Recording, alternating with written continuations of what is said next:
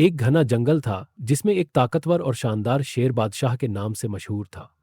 जंगल के तमाम जानवर उससे खौफ खाते थे, लेकिन शेर के दिल में हमेशा एक अनजानी उदासी रहती थी, क्योंकि उसका कोई सच्चा दोस्त नहीं था।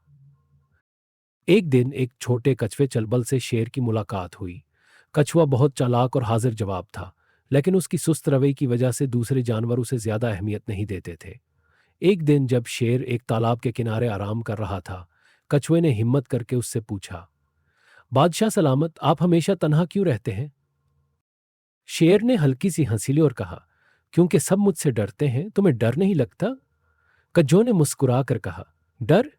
मैं तो तुम्हारी धाड़ को जंगल की सबसे खूबसूरत मौसीकी समझता हूं। ये बात सुनकर शेर को पहली बार किसी की बात अच्छी लगी। आहिस्ता आहिस्ता इन दोनों में दोस्ती हो गई।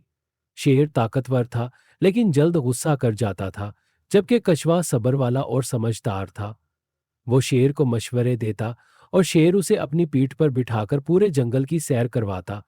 एक दिन कुछ शिकारी जंगल में आ गए। उन्होंने एक जाल बिछाया और शेर बेख्याली में उसमें फंस गया। वो जोर लगाता रहा, मगर जाल बहुत मजबूत था। जंगल के सब जानवर खौफजदा होकर चुप गए, मगर कछुए ने हिम्मत नहीं हारी।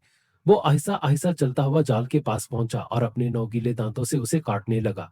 वो बहुत देर तक लगा रहा, यहाँ तक कि जाल कमजोर हो गया। आखिरकार शेर ने अपनी पूरी ताकत लगाई और जाल तोड़ दिया। वो आजाद होते ही दहाड़कर बोला, तुमने मेरी जान बचाई चलबल, तुम मेरे सबसे अच्छे दोस्त हो।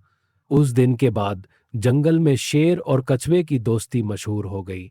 शेर ने सीखा कि ताकत ही सब कुछ नहीं, बल्कि अकल और सब्र भी जरूरी है, जबकि कछुए को एहसास हुआ कि सच्ची दोस्ती में ताकत या कमजोरी की कोई हैसियत नहीं, बस दिल की सच्चाई अहम होती है।